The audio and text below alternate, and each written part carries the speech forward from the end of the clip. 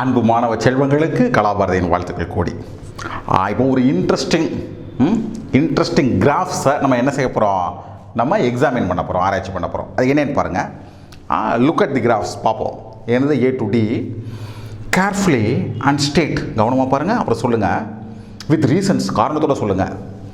Which of this cannot possibly represent, இது அதை represent பண்ணவே முடியாது. எதை, one dimensional motion of particle காமிச்ச படங்களில் எந்த படம் பொய்யானது, உண்மை தட் இஸ் அது எதை ரெப்ரசன்ட் பண்ணலை, one dimensional motion of a particle, ஒரு திசையில் இயங்கக்கூடிய பொருள்களை பற்றின பார்ட்டிகுலை அது டிஃபைன் பண்ணலை.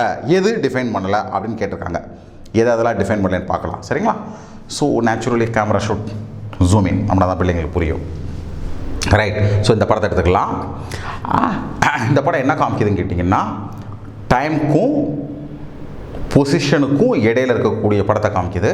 அதாவது டைம் அப்படியே டைம் போக போக போக போக அது பொசிஷனை காமிக்குது, சரிங்களா? சாதாரணமாக பார்க்கும் பொழுது எல்லாம் நல்லா இருக்கிற மாதிரி இருக்குது. சரியா பிள்ளைங்களா? அது சரி மாதிரி தோணுதா? I will tell you. பாருங்கள் பிள்ளைங்களா, ஒரு இன்ஸ்டன்ட் எடுத்துக்கிட்டிங்கன்னா அங்கே இந்த பொசிஷனில் இருக்குது, இங்கே இருக்குது. இந்த நேரத்தை எடுத்துக்கிட்டிங்கன்னா இந்த பொசிஷன்லேயும் இருக்குது, இந்த பொசிஷன்லேயும் இருக்குது. மனிதர்களோ பொருள்களோ கடவுள்கள் அல்லவே, அவதாரம் கிடையாது.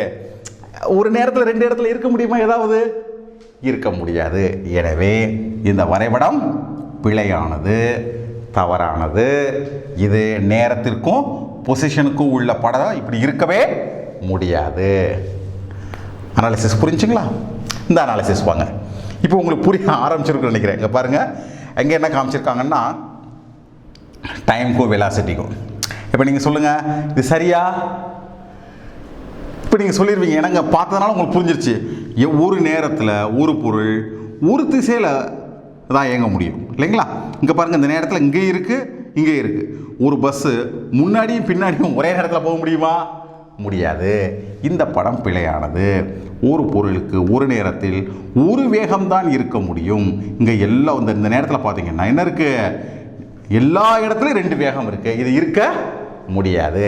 இந்த படம் பிழையானது. சிம்பிள். இந்த படத்துக்கு வாங்க பிள்ளைகளா.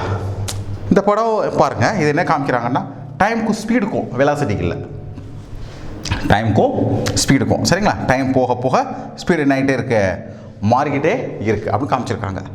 ஸோ பார்க்குறதுக்கு நம்ம கூர்மையாக பார்க்கலன்னா எல்லாம் நல்லா இருக்கிற மாதிரி தான் இருக்குது. கூர்மையாக பார்த்தீங்கன்னா என்ன பார்த்துக்கலான்னா, சரி ஸ்பீடு எங்கேயாவது நெகட்டிவாக இருக்க முடியுமா பிள்ளைங்களா? ஸ்பீடு தான் என்ன, பாத் லென்த்துக்கும் டைமுக்கும் உள்ள ரேஷியோ. எங்கே டைம் எப்படி நெகட்டிவாக இருக்க முடியாது? நம்ம சொல்ல முடியுமா, மணி இப்பொழுது -8 அப்படி சொல்ல முடியுமா? -7:30 சொல்ல முடியுமா? ஸோ டைம் எப்படி இருக்க முடியாது நெகட்டிவா? தட் இஸ் அஃப்கோர்ஸ் டைம் கூட நெகட்டிவாக இருக்க முடியும். அந்த நேரத்தில் டிஸ்பிளேஸ்மெண்ட் எப்படி இருக்க முடியாது, டிஸ்டன்ஸ் எப்படி இருக்க முடியாது, நெகட்டிவாக இருக்க முடியாது. இங்கே பாருங்கள், எல்லா இடத்துலையும் நம்மளுக்கு என்ன காமிக்குது, பாத் லென்த் நெகட்டிவாக இருக்குது. பாத் லென்த்னால் இங்கேருந்து அவ்வளோ தூரம் போகிறோம், அவ்வளோதான். அதுக்கு மேக்னிடியூடு தான், அதுக்கு என்ன கிடையாது, டைரக்ஷனே கிடையாது. எனவே இங்கே நெகட்டிவாக இருக்குது. ஸோ இது பிழையானது, இது தவறு. கடைசி இது சரியாக இருக்கான் பார்ப்போமா? நீங்களே யோசிங்களேன். இங்கே பாருங்கள், இது என்ன செஞ்சுருக்காங்கன்னா பாத் லென்த்துக்கும் டைமுக்கும், சரிங்களா? ஸோ பாத் லென்த் அப்படியே கூட்டிகிட்டே போகுது, அப்புறம் பாத் லென்த் குறைஞ்சிக்கிட்டே இருக்குது, 0 ஆயிடுச்சு, மறுபடியும் கூட்டிக்கிட்டே போகுது. இது சரியா பிள்ளைங்களா? சரியா? சிம்பிள். பாத் லென்த்து ஒரு காலத்துலேயும் குறைய முடியாது. இப்போ நீங்கள் உதாரணத்துக்கு நீங்கள் ஒரு ட்ராவல் பண்ணுறீங்க, 10 கிலோமீட்டர் ட்ராவல் பண்ணிட்டீங்க. அந்த 10 கிலோமீட்டர் ட்ராவல் அந்த டிஸ்டன்ஸ் குறைய முடியுமா? நீங்கள் திரும்ப 10 கிலோமீட்டர் வந்தாலும் மொத்த டிஸ்டன்ஸ் 20 கிலோமீட்டர் தான்.